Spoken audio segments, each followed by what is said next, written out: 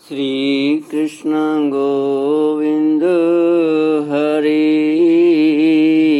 मुरारी, हे नाथ नारायण वासुदेव। ओम नमो भगवते वासुदेवाय। ओम नमो भगवते वासुदेवाय। ओम नमो भगवते वासुदेवाय।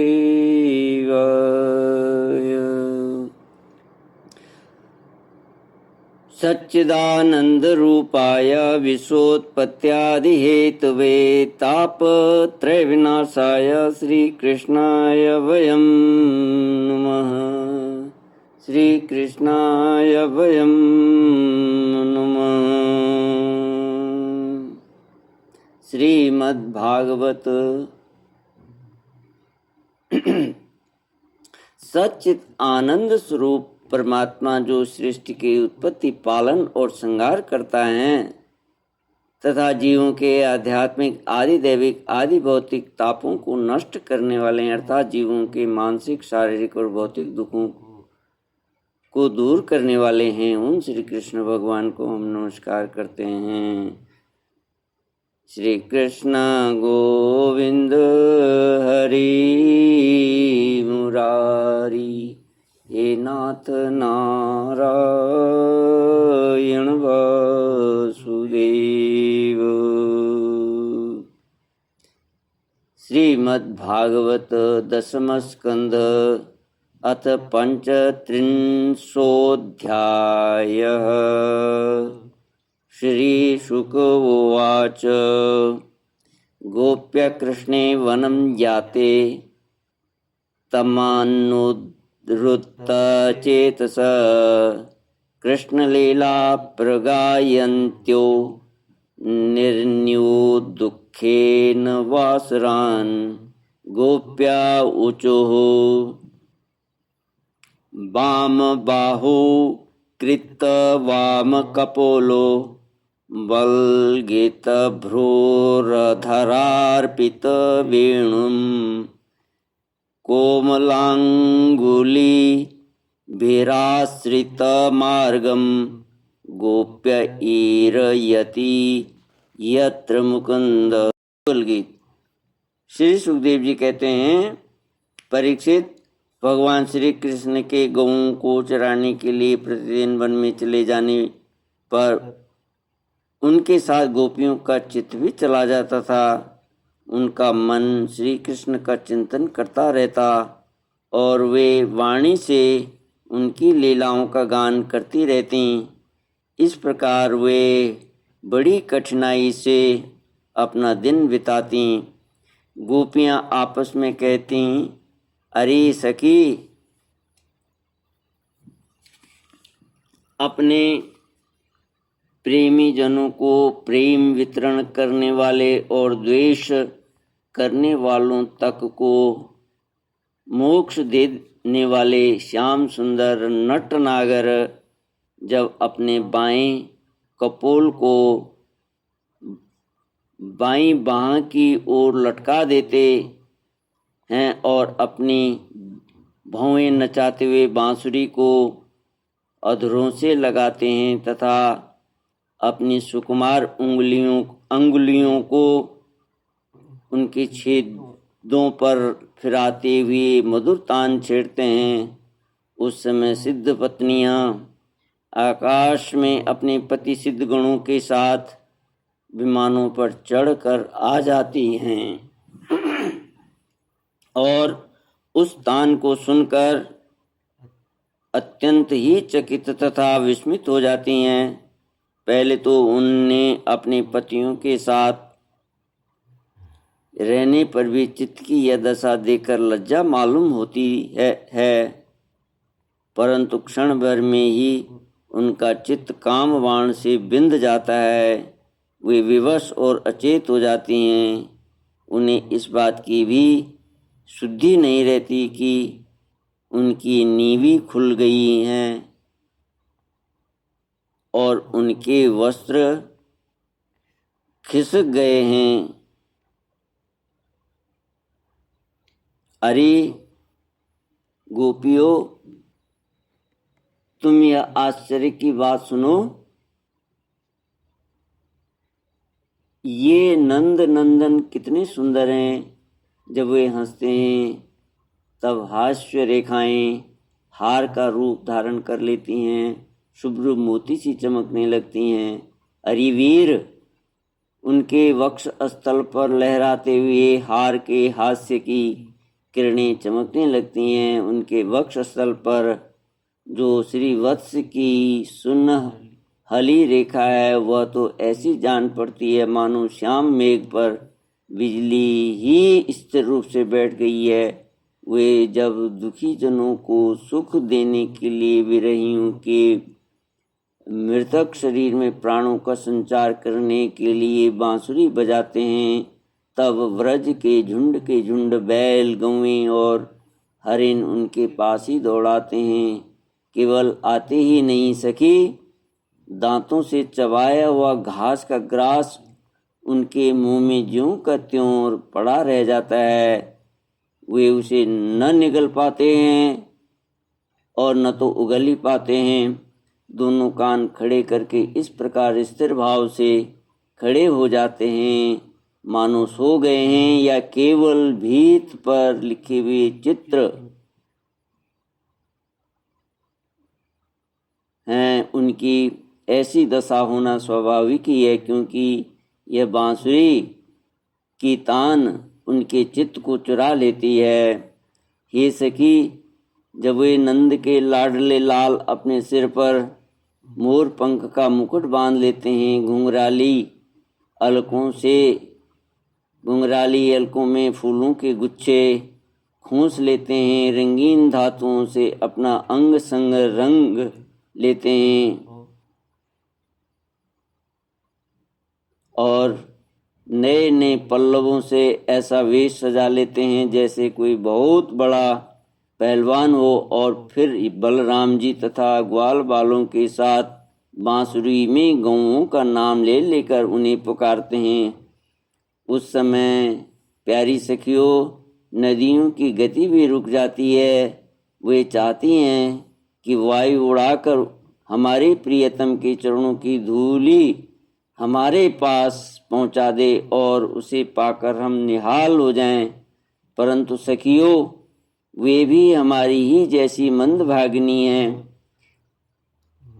जैसे नंद नंदन श्री कृष्ण का आलिंगन करते समय हमारी भुजाएं कांप जाती हैं और जड़ता रूप संचारी भाव का उदय हो जाने से हम अपने हाथों को हिला भी नहीं पाती, वैसे ही वे भी प्रेम के कारण कांपने लगती हैं।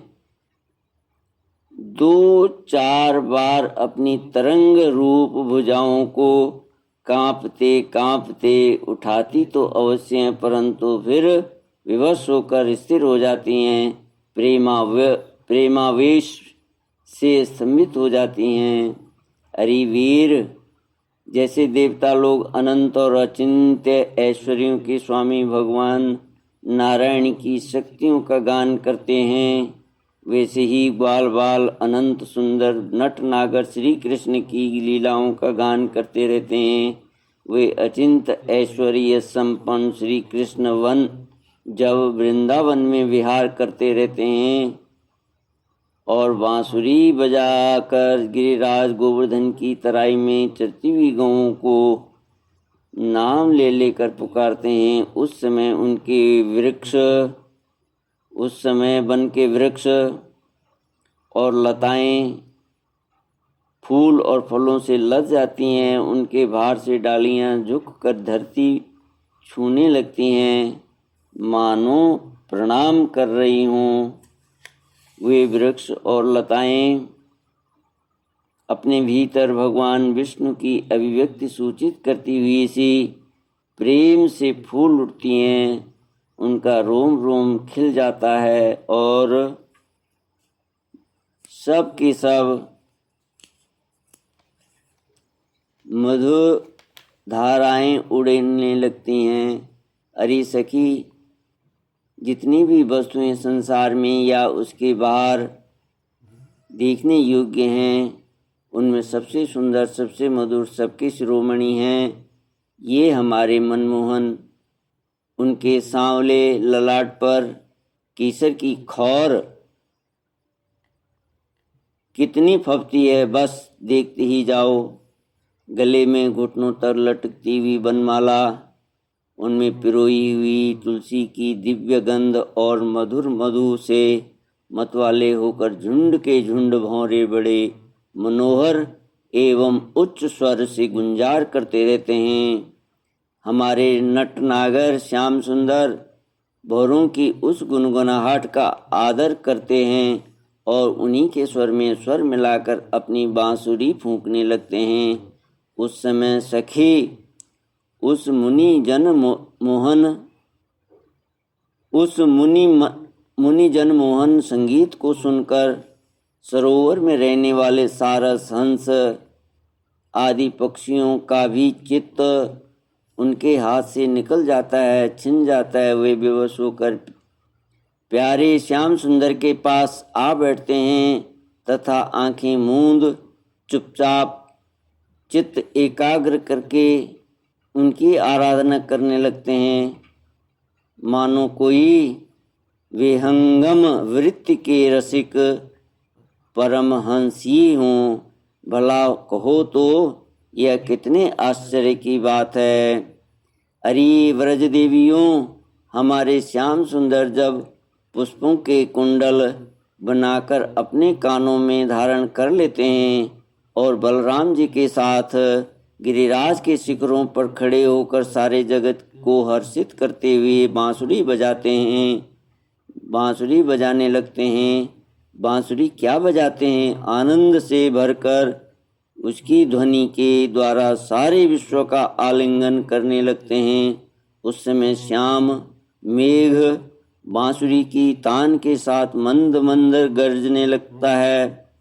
उसके चित्त में इस बात की शंका बनी रहती है कि कहीं मैं जोर से गर्जना कर उठूं और वह कहीं बांसुरी की तान के विपरीत पड़ जाए, उसमें बेसुरापन ले आए, तो मुझसे महात्मा श्री कृष्ण का अपराध हो जाएगा। सखी, वह इतना ही नहीं कह करता, वह जब देखता है कि हमारे सखा घनश्याम को घाम लग रहा है, तब वह उनके ऊपर आकर छाया कर लेता है, उनका छत्र बन जाता है। अरे सखी, वह तो प्रसन्न होकर बड़े प्रेम से उनके ऊपर अपना जीवन ही निछावर कर देता है।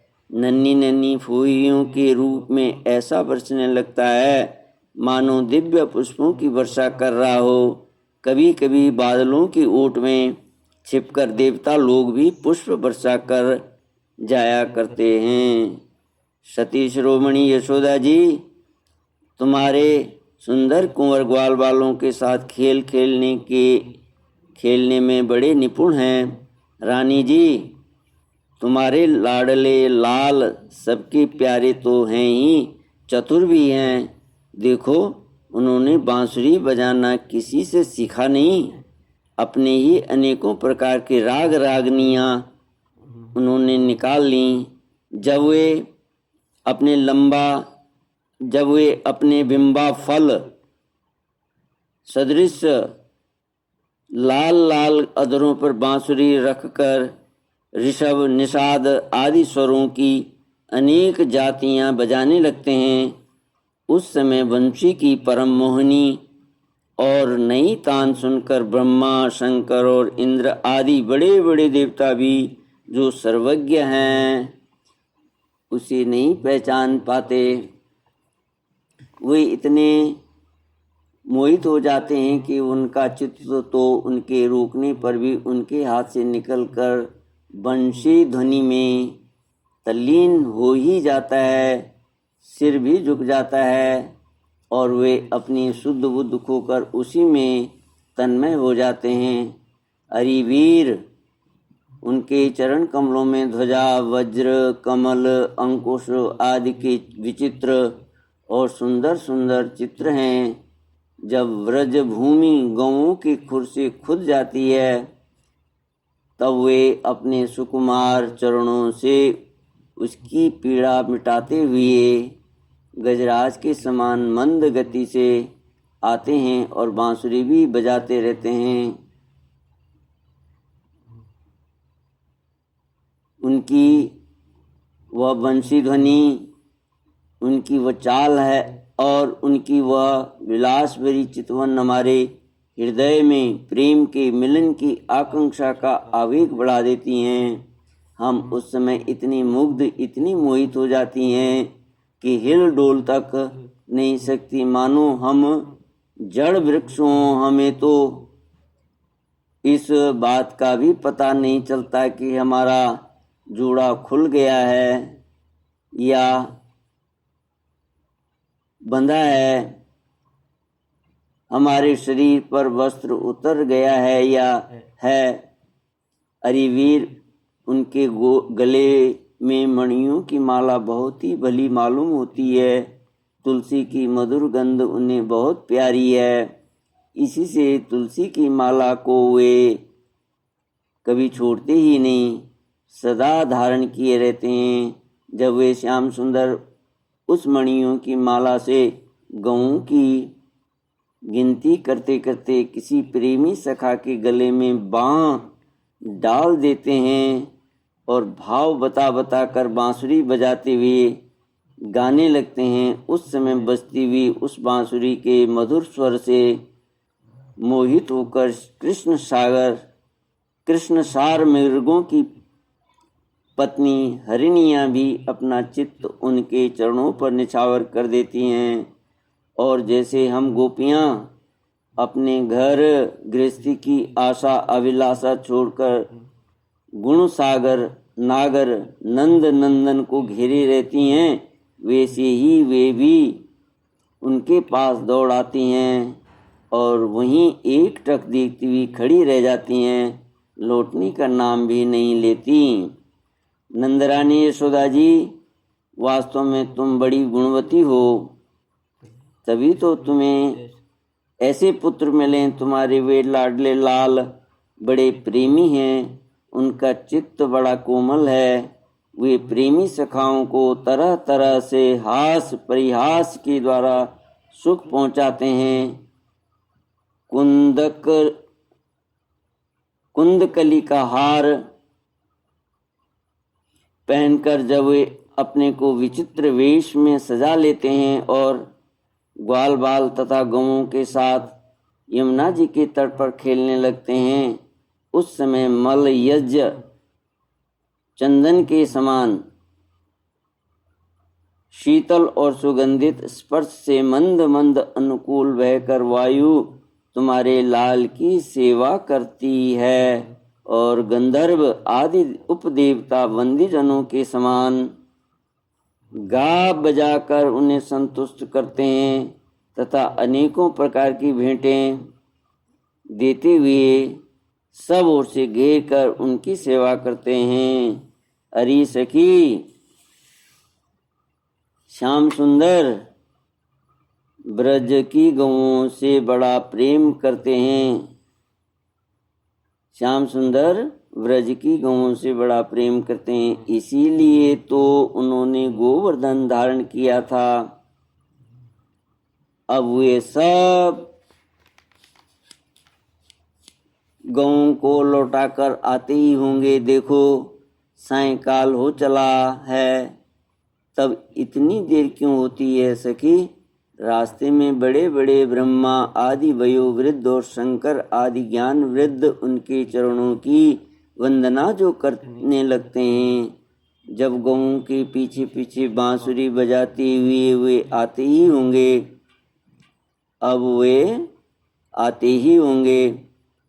ग्वाल बाल उनकी कीर्ति का गान कर रहे होंगे। देखो ना, यह क्या आ रहे हैं।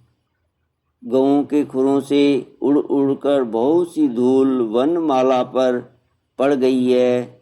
वे दिन भर जंगलों में घूमते घूमते थक गए हैं, फिर भी उनकी इस शोभा से हमारी आँखों को कितना सुख, कितना आनंद दे रहे हैं। देखो, ये यशोदा की कोख में प्रकट हुए सबको आह्लादित करने वाले चंद्रमा हम प्रेमी जनों की भलाई के लिए, हमारी आशा अभिलाषाओं को पूर्ण करने के लिए ही हमारे पास चले आ रहे हैं। सखी, देखो कैसा सौंदर्य है। मद भरी आंखें कुछ चढ़ी हुई हैं, कुछ कुछ ललाई लिए हुए, कैसे जान पड़ती हैं। गले में वनमाला लहरा रही है। सोने के कुंडलों को कांति से वे सोने के कुंडलों को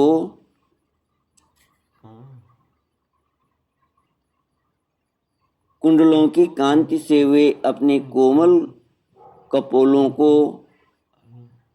अलंकृत कर रहे हैं। इसी से मुंह पर अधपके बेर के समान कुछ पीलापन जान पड़ता है और रोम रोम से, विशेष करके मुख कमल से प्रसन्नता फूटी पड़ती है। देखो, अब वे अपने सखा ग्वाल वालों का सम्मान करके उन्हें विदा कर रहे हैं। देखो देखो सखी, व्रज विभूषण श्री कृष्ण गजराज के समान मधुभरी चाल से इस संध्या वेला में हमारी ओर आ रहे हैं।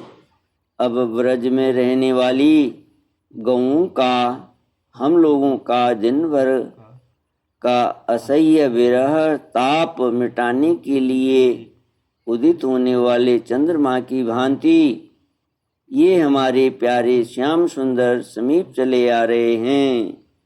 श्री शुक उवाच एवं व्रज स्त्रियो राजन कृष्ण लीलानुगायती रेमी रेहसु तच्चित्तास्तन्मनस्का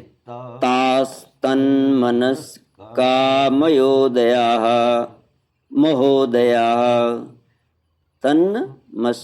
मनस्का महोदयाः।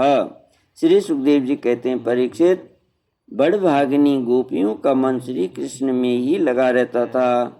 वे श्री कृष्ण मय हो गई थी।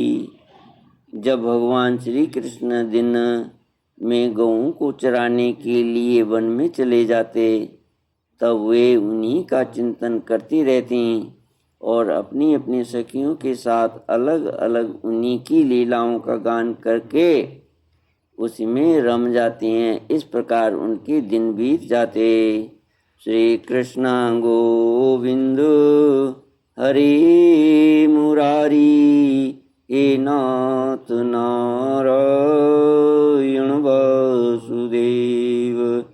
इति श्रीमद्भागवते महापुराणे पारमहंस्यां संहितायां दशमस्कन्धे पूर्वार्धे वृंदावन क्रीडायां गोपिकायुगल गीतं नाम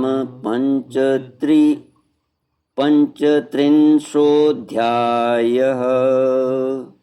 ॐ पूर्णमदः पूर्णमिदं पूर्णात् पूर्णमुदच्यते पूर्णस्य पूर्णमादाय पूर्णमेवावशिष्यते।